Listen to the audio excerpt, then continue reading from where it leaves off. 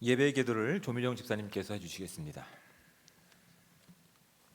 사랑의 하나님, 빛으로 세상에 오셔서 죄로 물든 우리를 십자가의 보혈로 깨끗게 하시고 새 생명 주심을 감사드립니다.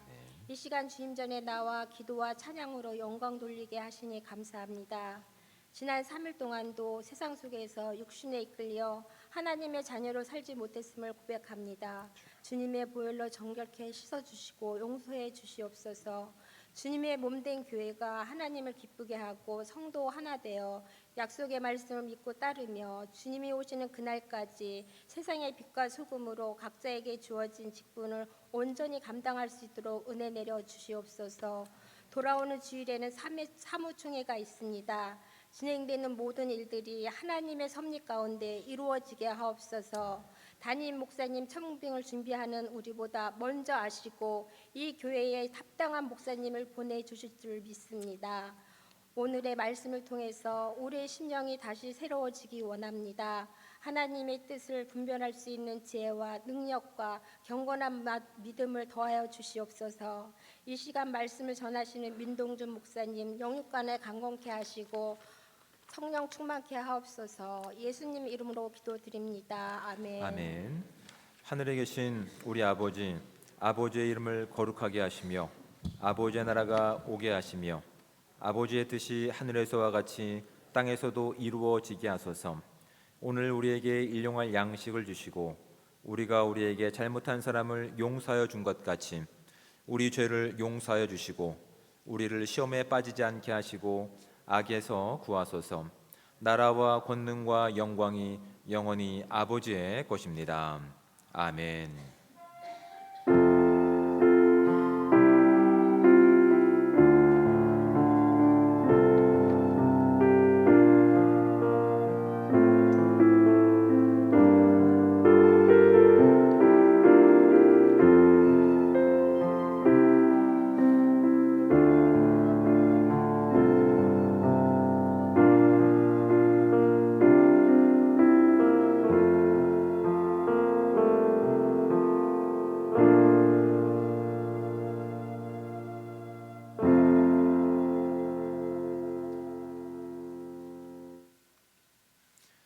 교회 소식을 알려드리겠습니다. 돌아오는 주일은 제46회 73년차 사무총회 주일로 드립니다. 오전 2부 예배 후 사무총회가 개회됩니다. 참석이 어려우신 분들은 미리 위임장을 작성해 주시고 당일 오지 못하시는 분들은 문자를 통해서도 반드시 꼭 위임장을 대신 제출해 주시기 부탁드립니다. 사무총회 주일 오후 예배는 사무총회로 대신합니다. 성탄 감사 주일 예배가 24일 주일 예배에 전교인 연합 예배로 오전 11시에 함께 드립니다. 이때 감사 공연도 함께 진행됩니다. 더 참여를 하셔도 좋습니다. 상의해 보셔서 그렇게 이 땅에 오신 예수 그리스도를 함께 축복하고 또 감사할 수 있는 그렇게 공연들을 준비해 주시기 바랍니다. 청빙위원회 소식으로는 2차 서류 심사를 위한 임시상회가 12월 24일 주일 오후에 있습니다. 결혼 소식으로는 조재경 권사님의 장녀 김보람 양의 결혼식이 12월 23일 토요일 오후 1시에 거제도에서 있습니다. 가실 분들은 사무실에 꼭 신청해 주시기 바랍니다. 나머지 광고들은 주보를 참조해 주시기 바랍니다. 서로 인사 나누겠습니다. 좌우에 계신 분들과 앞뒤에 계신 분들과 서로 인사 나누겠습니다. 네, 참 잘 오셨습니다. 주님의 사랑으로 환영합니다. 축복합니다. 네, 날씨가 변덕스럽습니다. 감기 조심하시기 바랍니다. 네, 감사합니다. 자, 이제 함께 하나님 말씀을 봉독해서 읽도록 하겠습니다. 우리가 함께 볼 하나님의 말씀은 신약 성경 누가복음 7장 1절부터 10절까지 말씀입니다.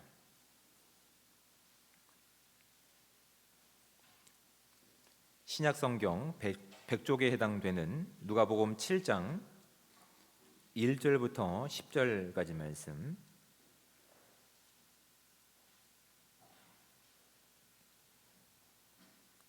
가능하신 분들은 저와 함께 한 목소리로 1절부터 10절까지 말씀을 합독해서 우리가 봉독하도록 하겠습니다.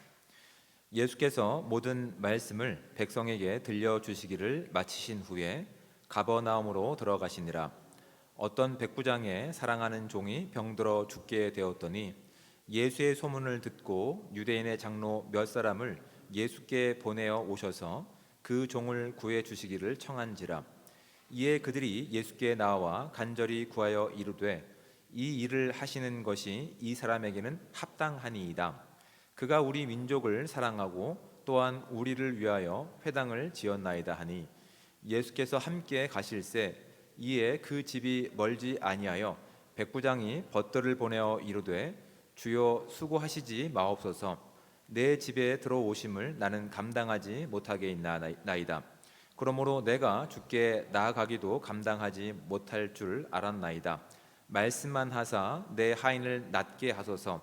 나도 남의 수하에 든 사람이요 내 아래에도 병사가 있으니 이더러 가라 하면 가고 저더러 오라 하면 오고 내 종도로 이것을 하라 하면 하나이다. 예수께서 들으시고 그를 놀랍게 여겨 돌이키사 따르는 무리에게 이르시되 내가 너희에게 이르노니 이스라엘 중에서도 이만한 믿음은 만나보지 못하였노라 하시더라.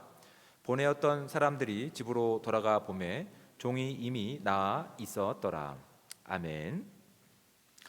이 시간 환경미화부에서 특별 찬양해 주시겠습니다.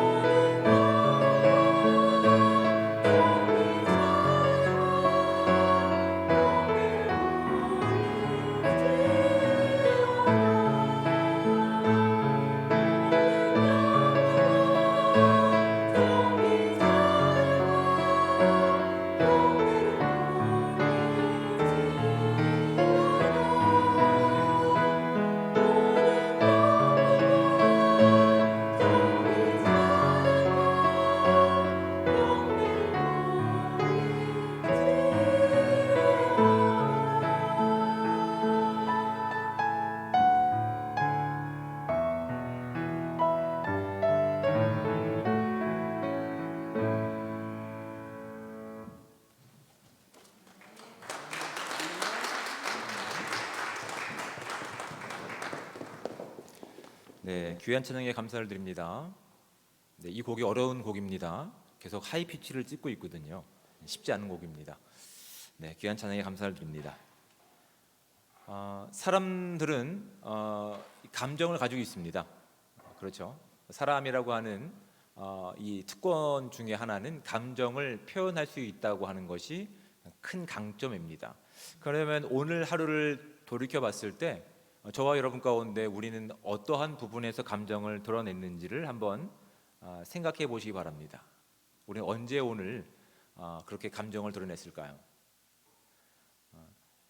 완전한 하나님이시며 완전한 인간이신 예수님께 이 땅에 오셨을 때에도 완벽한 인간이셨기 때문에 예수님도 감정을 드러내셨습니다. 그렇죠? 왜 또 이렇게 처음 듣는 말씀처럼 예수님도 감정을 드러내셨습니다. 그러면 예수님께서는 언제 감정을 드러내셨을까요?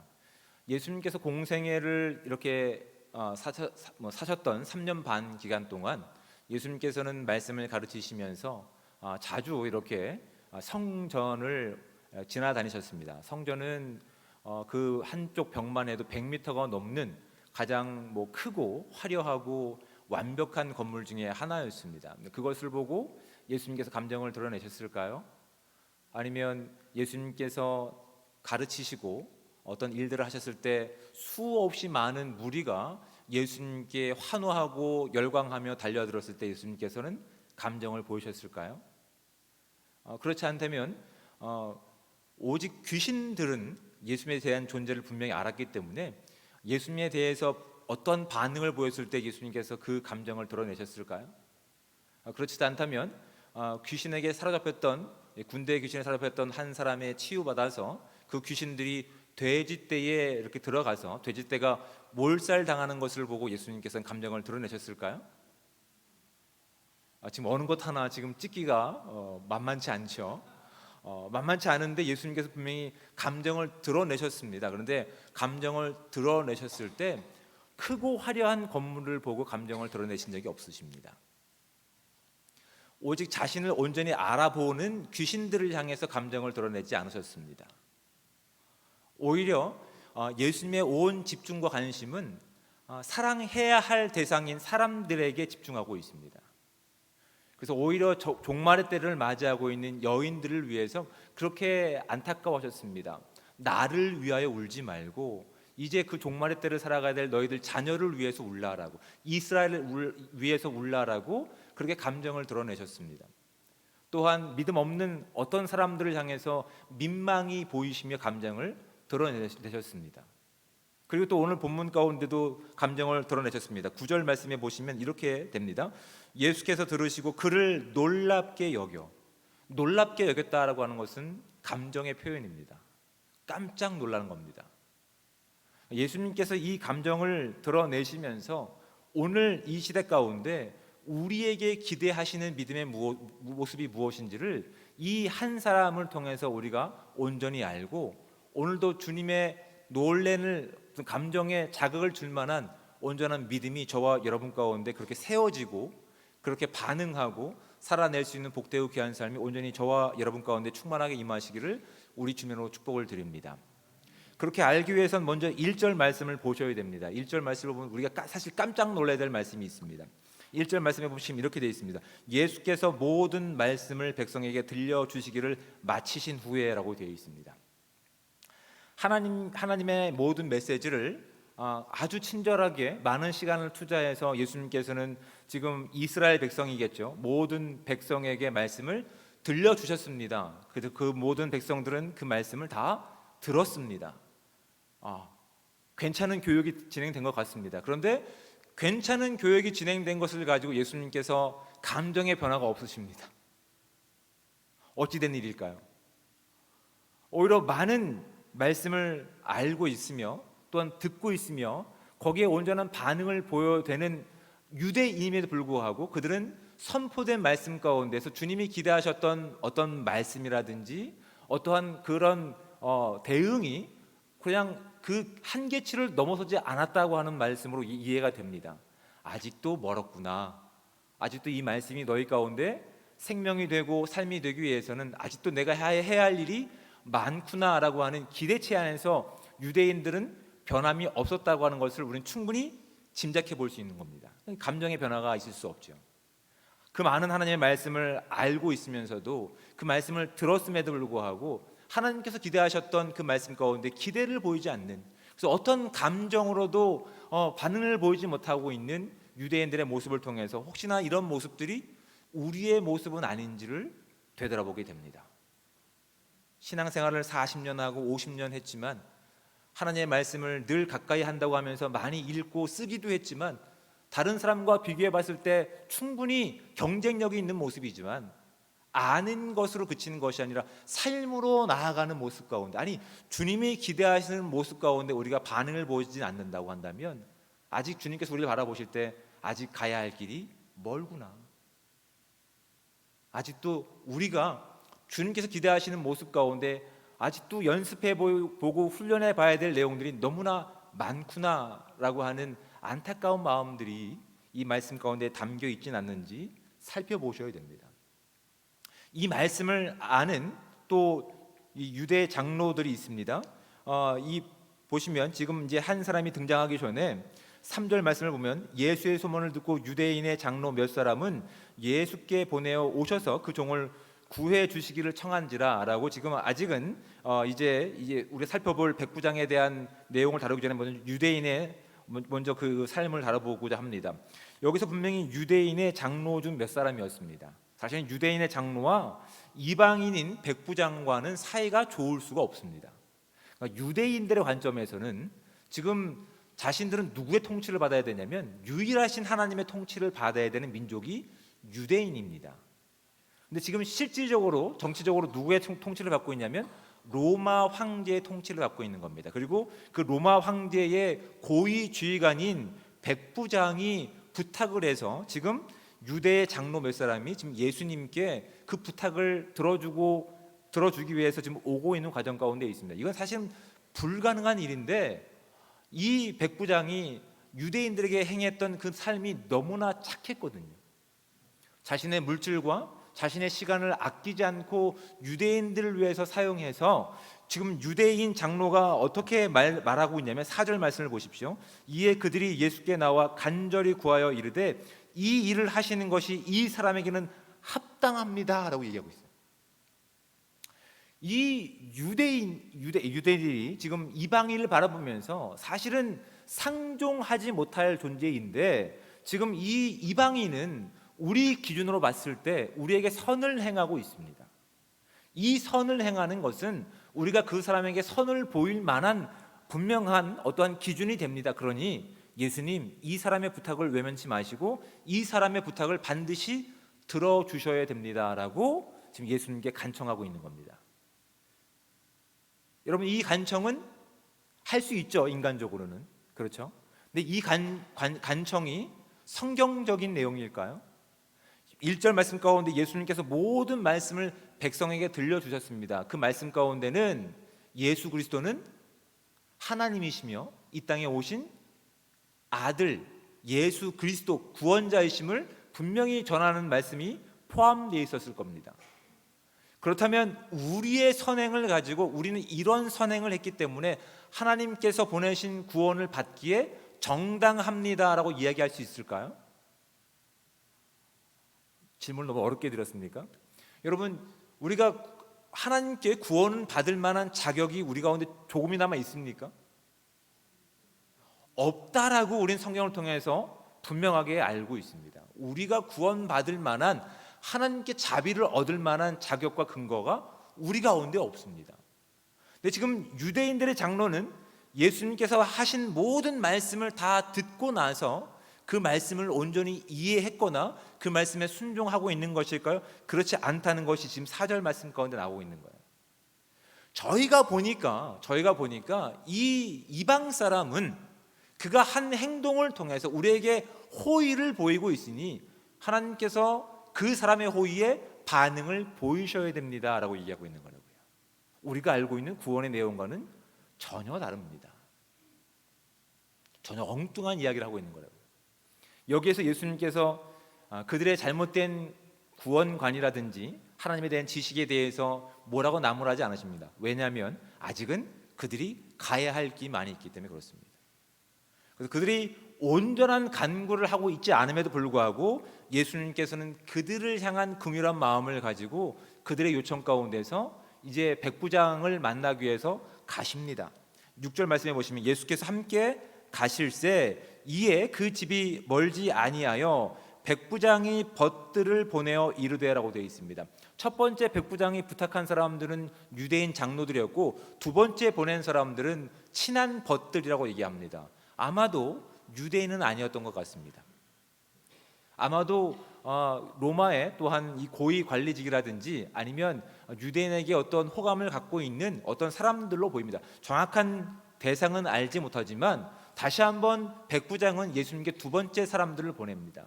보내고 나서 이렇게 얘기합니다. 주여 수고하시지 마옵소서 내 집에 들어오심을 나는 감당하지 못하겠나이다 라고 이야기합니다. 그럼 우리는 이렇게 얘기합니다.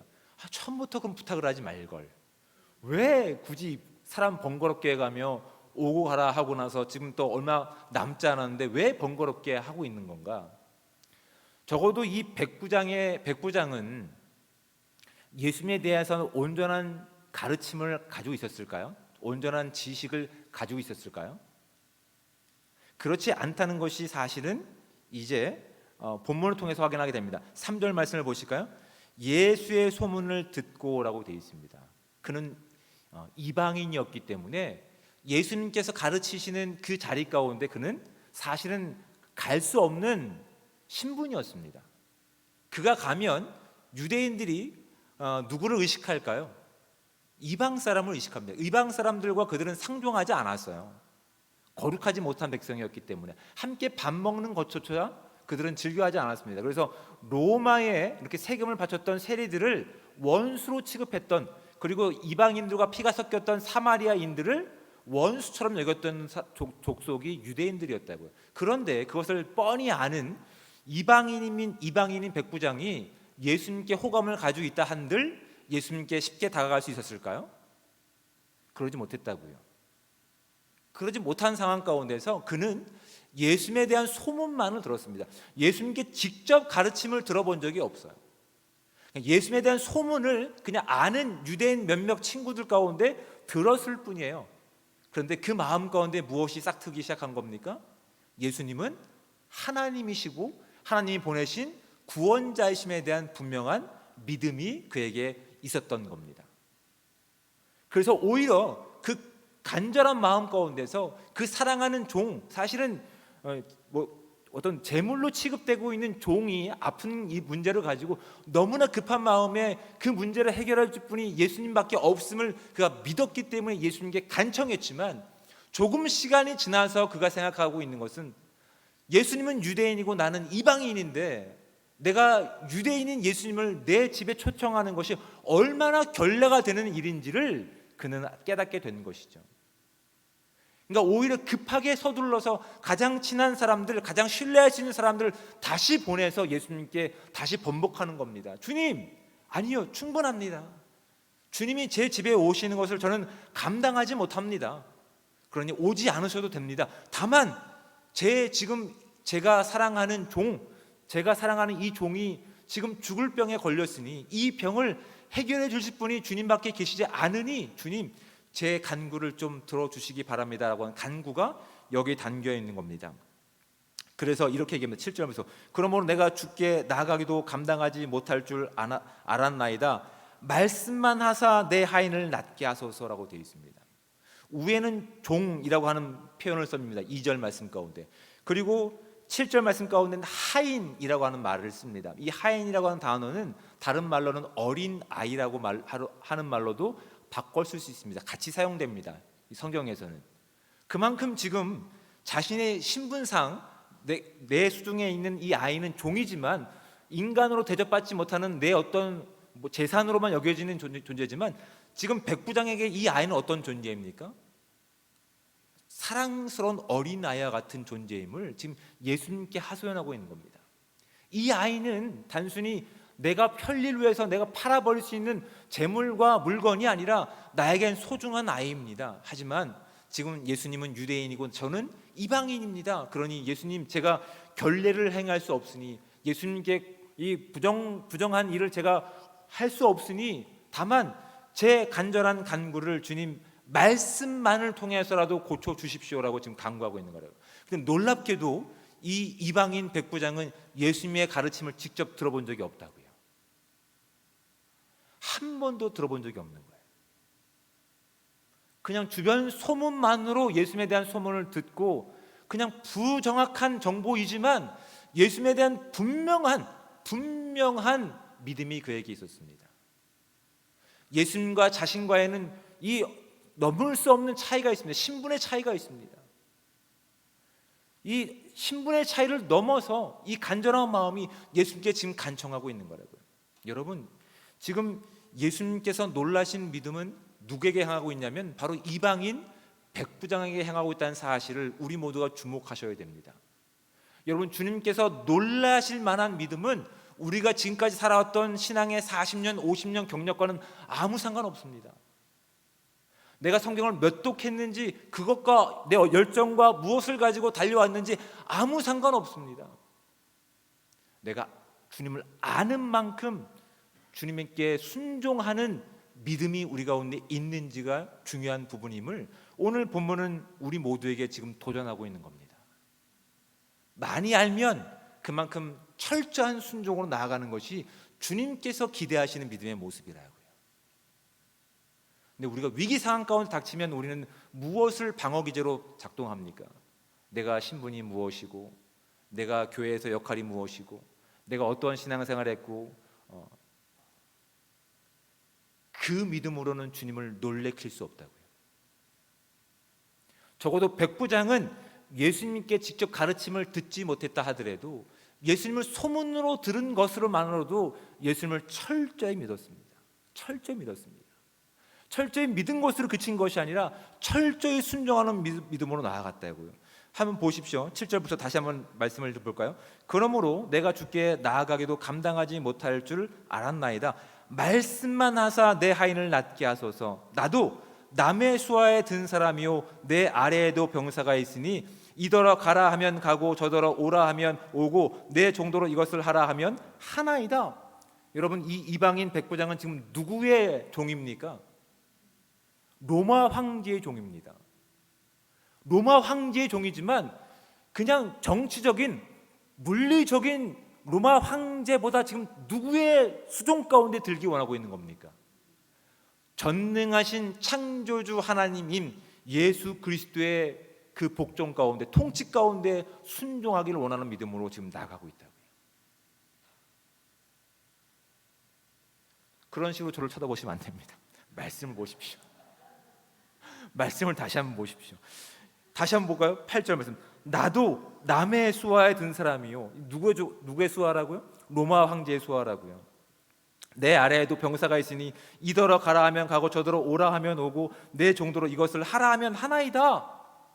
저도 그 종의 신분으로서 그 명령 가운데 절대적으로 순종하는 존재입니다. 하지만 제가 물리적으로는 로마 황제의 그 수종 가운데 있지만, 그 권세 가운데 있지만, 저는 지금 창조주이신 하나님, 이 땅의 구원자로 오신 예수 그리스도의 그 통치권 가운데 제가 순종하기를 원합니다. 그러니 말씀만 하십시오. 말씀만 하십시오. 이렇게 간구하고 있는 거라고요. 예수님께서 뭐라고 말씀하십니까? 예수께서 들으시고 그를 놀랍게 여겨 돌이키사 따르는 무리에게 이르시되 내가 너에게 이르노니 이스라엘 중에서도 이만한 믿음을 만나보지 못하였노라. 여러분, 우리가 어떻게 주님을 기쁘시게 하는 믿음으로 나아갈 수 있을까요? 우리가 어떻게 주님을 온전케 기쁘시게 해드릴 수 있을까요?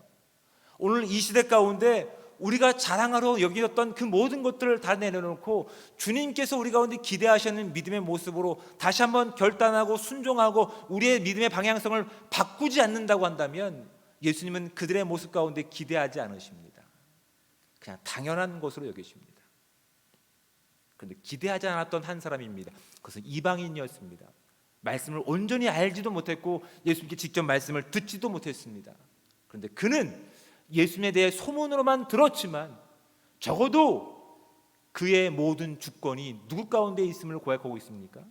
창조주이시며 구원자이신 예수 그리스도께 있음을 지금 고백하고 있는 거라고요.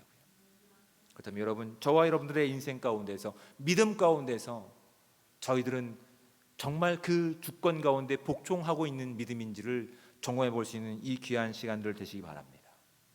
세상이 정한 기준과 한계를 뛰어넘어서 사실은 이 이방인, 이 백부장은 그 당시 관점과 그 당시 시선으로는 주님을 만날 수 없습니다. 부정한 사람이었기 때문에. 근데 주님을 향한, 아니 주님께서 다스리신 그 통치권 가운데는 이것이 어떠한 방해도 되지 않은 것을 그가 믿었기 때문에 나갔던 것이라고요. 우리가 털어버려야 될 믿음이 바로 이런 것들입니다. 우리가 가지고 있어야 될 타이틀, 경력들, 그동안 행했던 그 모든 것들, 아니 그런 것 이전에 주님이 정말 창조주 하나님이시며 나를 구원한 유일한 구원자이시며 오늘도 나와 함께 하시는 나의 아버지입니다. 세상이 정해놓은 기준이 아니라, 내가 원하는 공식의 믿음이 아니라 주님의 주권 가운데 내가 순종하기 원합니다. 그러기 위해서 하나님, 제가 지금까지 세워놨던 공식들, 제가 지금까지 가지고 있었던 모든 차별들을 다 허물고 순수하게 믿을 수 있는 믿음을 저에게 허락해 주십시오라고 간구할 수 있는 믿음이 주님께서 놀라실 만한 기쁨으로 나아갈 수 있는 우리의 모습들이라고요. 주님께서는 이 한 사람을 통해서 이 한 사람의 간절한 생명을 향한 마음을 기뻐 받으셨습니다. 그 당시 종은 그냥 물건이었다고요. 통용되는 물건이었다고요. 돈으로 환전할 수 있는 물건이었다고요. 그런데 그는 그 한 생명을 귀하게 여겼기 때문에 자신의 어떤 신분과 자신의 명예를 다 버렸습니다. 물질을 버려서까지도 그들의 회당을 위해서 투자하고 시간을 들여서 오히려 하나님 말씀을 깨닫지 못하는 유대인 장로들조차도 이 사람은 합당합니다, 구원받기에 괜찮은 사람입니다 라고 인정받을 만한 존재였다고요. 여러분, 저와 여러분의 인생 가운데서 주님께서 기뻐하시는 그 한 생명에 대한 간절한 마음이 우리 가운데 있는지 살펴보셔야 됩니다. 우리의 기도와 우리의 믿음이 무엇을 향하고 있는지 살펴보셔야 된다고요. 나의 인생의 문제들입니까? 내가 겪고 있는 어떤 상황 가운데서 탈출만을 바라보고 있습니까?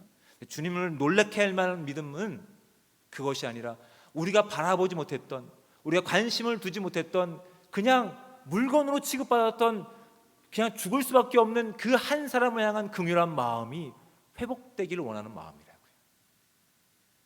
그 한 사람을 향한 긍휼한 마음이 그의 발걸음을 누구에게 향하게 했습니까? 창조주의 주권 아래 들어가게끔 만들었다고요. 그것이 주님께서 기대하시는 믿음인 줄 믿습니다. 이 시간 우리가 구하는 모든 내용 가운데서 단순히 환경을 벗어나기 위해서, 어떠한 환경의 개선을 위해서 기도하는 것이 아니라 하나님이 눈뜨게 하셔서 다시 한번 회복시키시는 그 내용 가운데 한 영혼을 사랑하는 마음들이 회복되는 믿음이 저와 여러분 가운데 충만하게 임하시기를 축복합니다.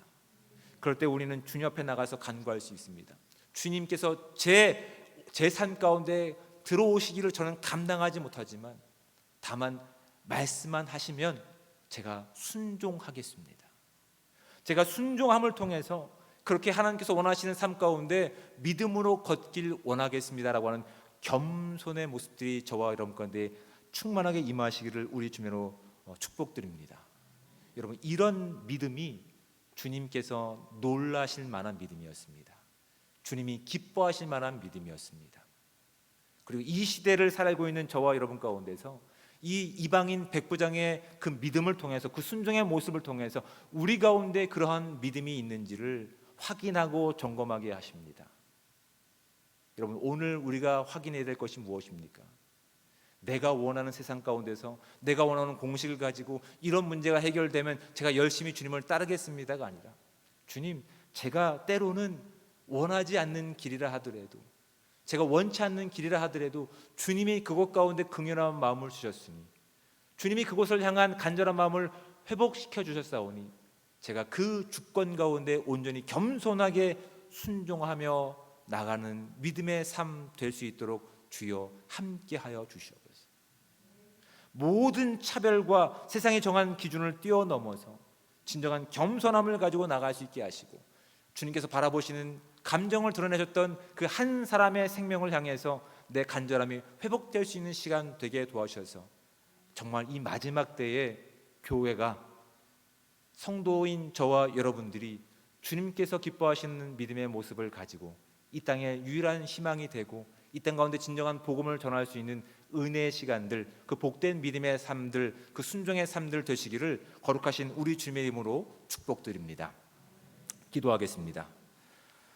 사랑의 하나님, 은혜와 사랑에 감사합니다. 오늘도 복되고 귀한 하루를 열어주시고 또한 늘 바뀌는 이 변덕스러운 일기 가운데서라도 하나님 말씀을 사모할 수 있는 이 귀한 마음을 주셔서 주의 전에 나와서 하나님 말씀 가운데 우리의 귀를 열게 하시고 또한 그 말씀 가운데 또한 순종할 수 있는, 다시 한번 결단할 수 있는 믿음을 주심에 감사드립니다.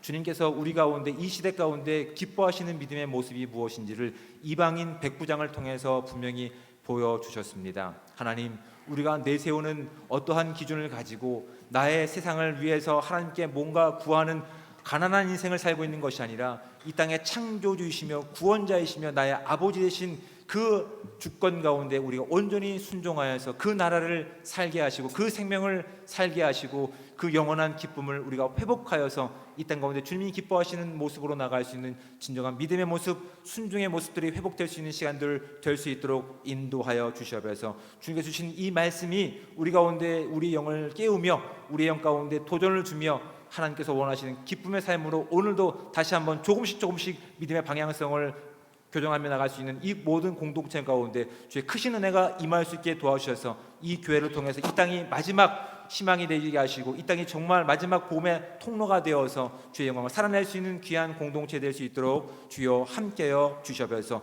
주님께서 우리 모두 가운데 함께 하셔서 주의 영광을 드러내기 원하오며 사랑이 많으신 예수 그리스도의 이름으로 기도드립니다. 아멘.